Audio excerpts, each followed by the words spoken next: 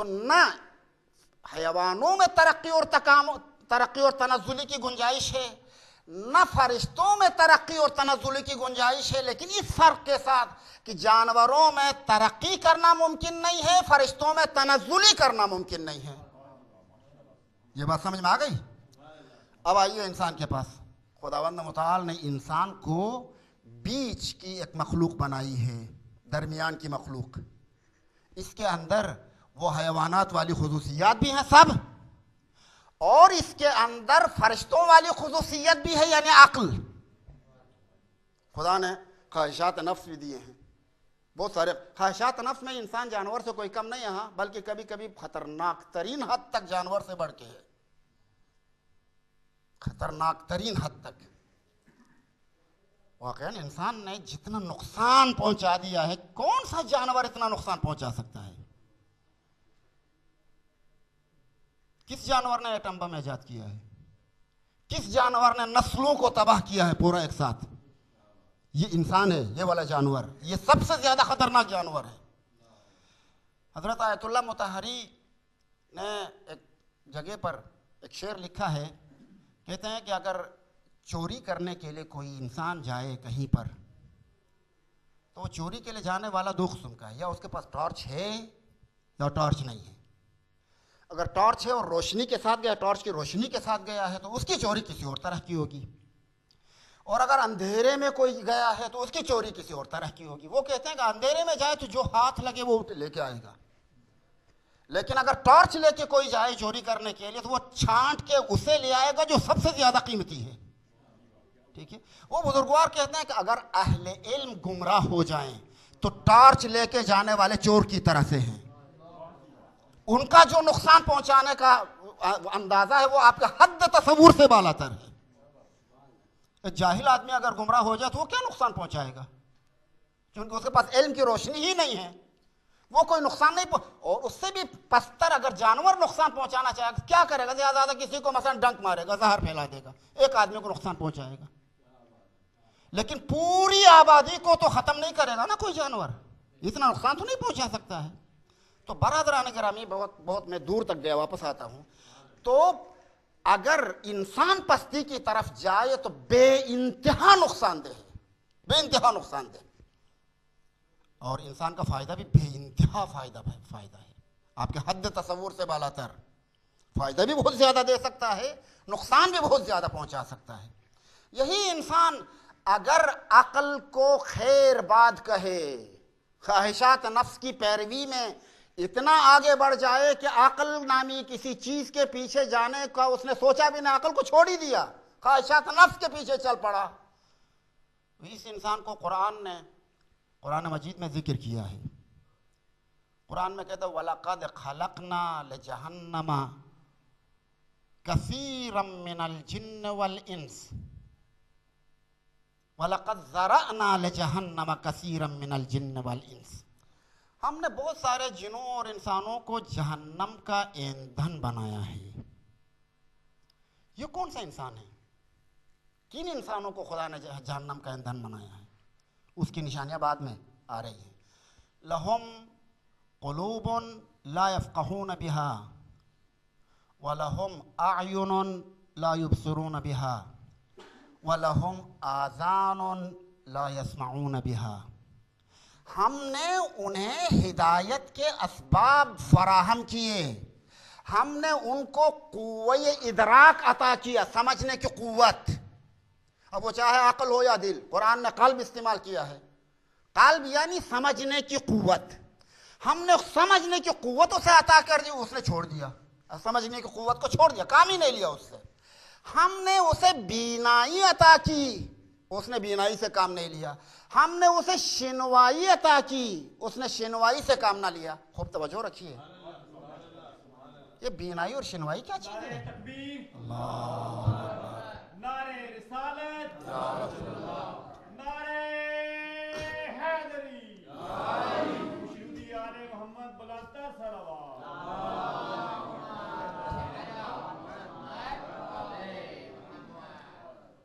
तो ये इंसान जिसने अक्ल से काम नहीं लिया, बीनाई से काम नहीं लिया, शिनवाई से काम नहीं लिया, आंखों से काम नहीं लिया, कान से काम नहीं लिया, इसके बारे में कुरान कहता है कि उलाइका कल अनआम, ये चौपाओं की तरह से हैं। और आगे बढ़कर कहता बल हम अवल्लो, बल्कि ये चौपाओं से भी ज्यादा गुमराह हैं। खूब तवज्जो रखिए, ये किसी अदीब का जुमला नहीं है, किसी खतीब का जुमला नहीं है, किसी इंसान का जुमला नहीं है, हत्ता पैगंबर और इमाम का भी नहीं है, खुदा का जुमला है। और खुदा के जुमले में मुबालगा नहीं हो सकता है, जो हक है वही बयान होता है। कलाम खुदा में मुबालगा की गुंजाइश नहीं है। ठीक है, जितनी ज़रूरत है उतनी बात की गई है। ये क्या मतलब कि ये जानवर हैं, बल्कि जानवर से पस्तर हैं। देखो दो कालिबों में बात की ना, ये जानवर हैं, उलाइका कल अनआम, चौपाओं की तरह से हैं। फिर कहते बल हम अवल्लो, बल्कि चौपाओं से बदतर हैं। ये दो पहलू बात क्यों हो गई? खूब तवज्जो रखें, वजह है उसकी। अक्ल से काम न लेने और ख्वाहिशात नफ्स की पैरवी करने के लिहाज से ये इंसान और जानवर सेम हुए। अक्ल इंसान को अता की गई थी, इसने काम नहीं लिया, जानवर के पास थी नहीं, लिहाजा उसने अक्ल से, उसके पास थी नहीं तो कहां से अक्ल से काम लेता? तो नहीं, बेअक्ली में दोनों बराबर, बेअक्ली में दोनों बराबर, लेकिन अंजाम के एतबार से इंसान पस्तर। क्यों? इसलिए कि इसे दी गई थी, काम नहीं लिया, उसे दी ही नहीं गई थी, लिहाजा इसे कहा गया कि यह ज्यादा गुमराहतर है। जो बाद में के जो कह रहा है ना कि मतलब बल हम अवल्लू, ये अंजाम के एतबार से है कि इसे दी गई थी, काम नहीं लिया, लिहाजा ज्यादा गुमराहतर है। उस अम्मा क्या कहते हैं, दोनों ने अकल से काम नहीं लिया, इसमें दोनों बराबर हैं। ठीक है, इस लिहाज से कल अनआम, जानवरों की तरह है, लेकिन पस्तर इसलिए हुआ कि इसे दी गई थी, उससे काम नहीं लिया। खूब, ये तो इंसान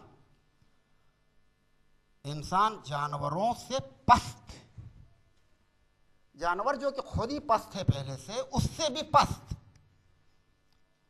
अम्मा यही बशर अगर हिदायत खुदा और हिदायत इलाहिया के मुताबिक सफ़र करे, अक्ल की हिदायत के मुताबिक सफ़र करे, तो फिर इसकी बुलंदी भी उतनी बुलंदी होगी कि फरिश्तों से ऊपर जाएगा। जिस तरह से इंसान की पस्ती और रज़ालत और गुमराही जानवरों से नीचे है, उसी तरह से इंसान को अगर बुलंदी मिल जाए तो वह बुलंदी भी इतनी बुलंदी होगी कि फरिश्तों से कहीं ज्यादा बुलंदी तक जाएगा। इसीलिए हम देखते हैं कि फरिश्तों में जो सबसे कामिल तरीन फरिश्ता है वो हज़रत जब्राइल है। हज़रत जब्राइल हज़रत पैगम्बर अकरम सल्लल्लाहु अलैहि वसल्लम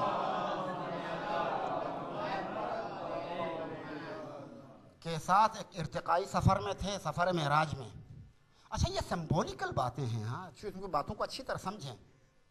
एक सफ़र में साथ थे, एक मरहला वो आया कि वहाँ से हज़रत जब्राइल ने कहा, या रसूल अल्लाह, मेरी हद यहाँ तक थी, मैं इस हद से बढ़ के पैदा ही नहीं हुआ हूँ, आगे नहीं बढ़ सकता हूँ।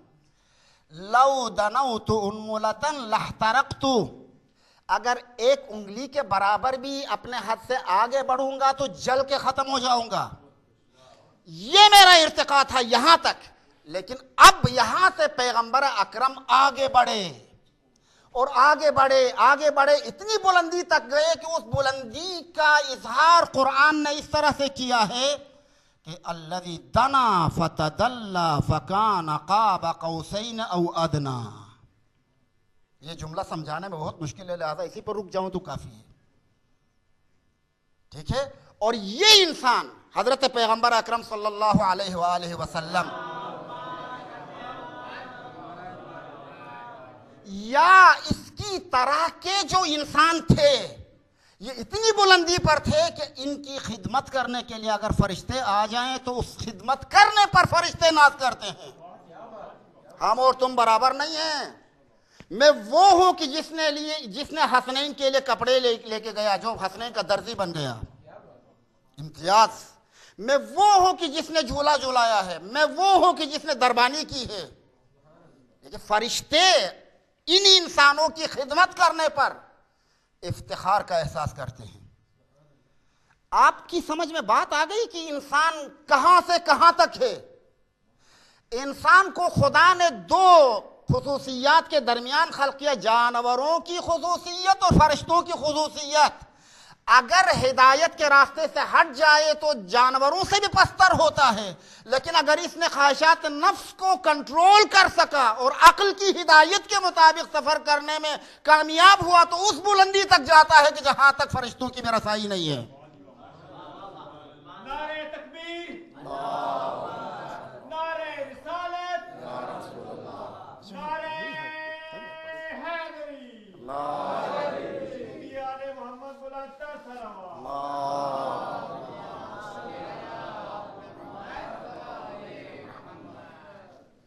अब आपके समझ में आ गई कि मैं इस 6-7 मजलिसों में क्या अर्ज करने वाला हूं। उसकी फाउंडेशन मैंने बना दी। आज जो कुछ अर्ज करने वाला हूं उसकी बुनियाद मैंने डाल दी कि इस बुनियाद पर हमारी गुफ्तगू होगी। इस मौजू आज की हमारी इस गुफ्तगू का महवर इंसान है। इंसान को खुदा ने बनाया है तो क्यों बनाया है, क्या बनाना चाहता था खुदा, किस तरह का मौजूद देखना चाहता है इंसान को, और ये इंसान किस तरह अपने आप को बना रहा है।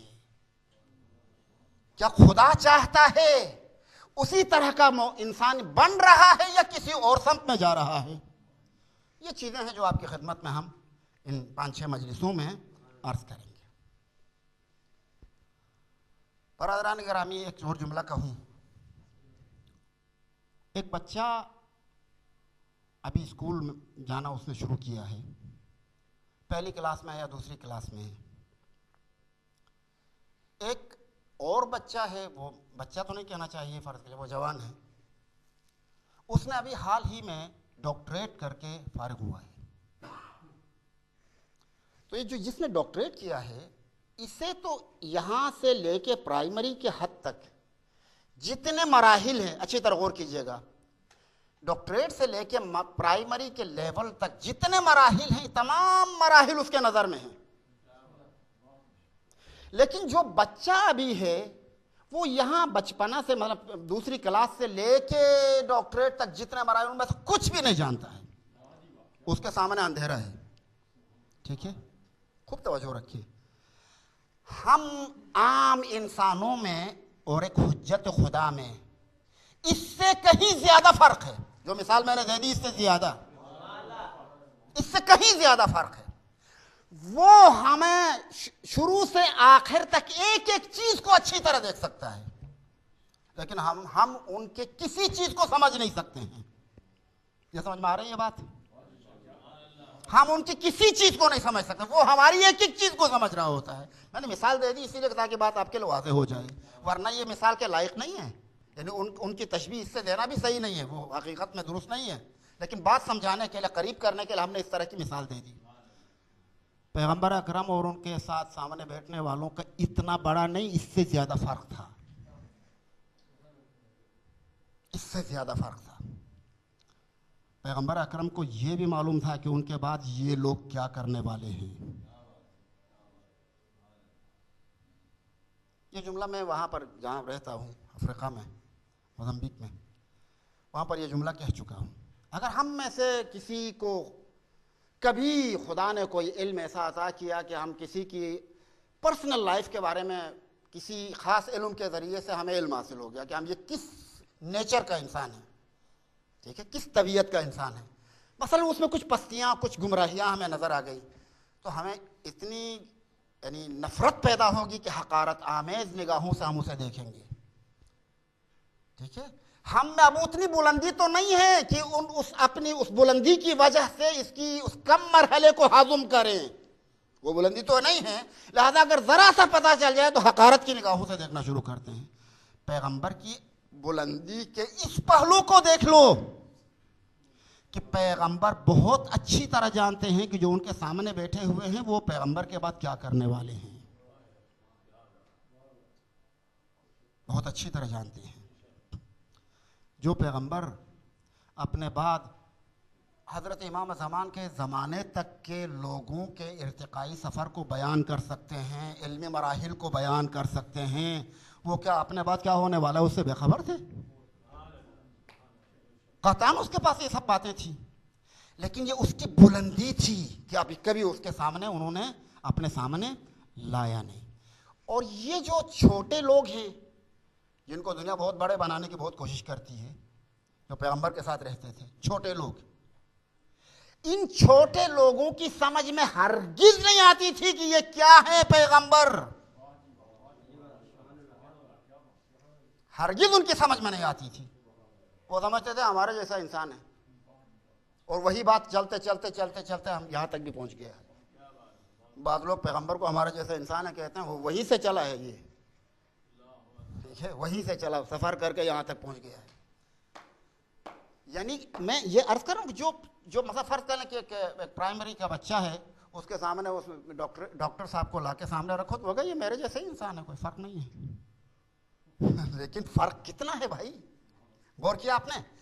तो इस वजह से पैगंबर ने जो उनको रास्ता दिखा दिया, लोगों काद अन उदआ फउजीब, अनकरीब मुझे बुलाया जाएगा और मैं जाऊंगा, लेकिन जब मैं जाऊंगा तो मेरे बाद अपने आप को आज़ाद न समझना। इन्नी तारिकुन फीकुम अस्सक़लैन या सकलैन, मैं तुम्हारे दरमियान दो चीज़ें छोड़ के जा रहा हूँ, किताब अल्लाह व इतरती अहल बैती, एक किताब खुदा और एक इतरत, मेरी इतरत जो कि मेरी अहल बैत है।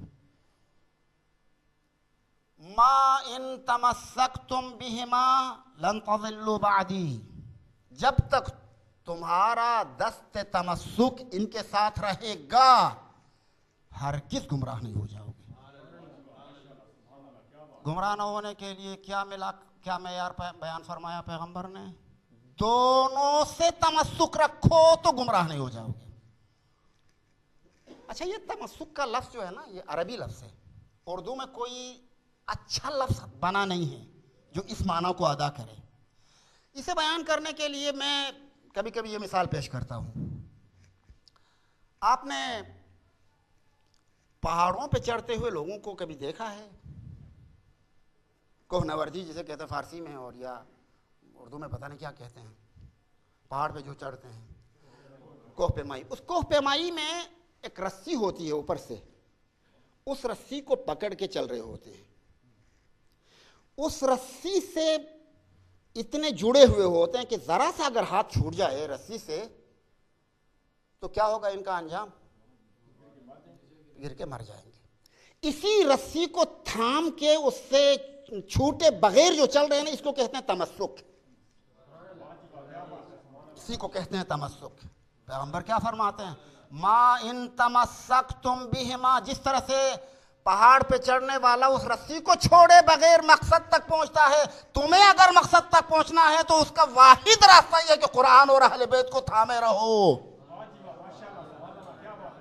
नारे तकबीर, नारे रिसालत या रसूल अल्लाह, नारे हैदरी, मुशरिकी आले मोहम्मद बुलंद सलवात।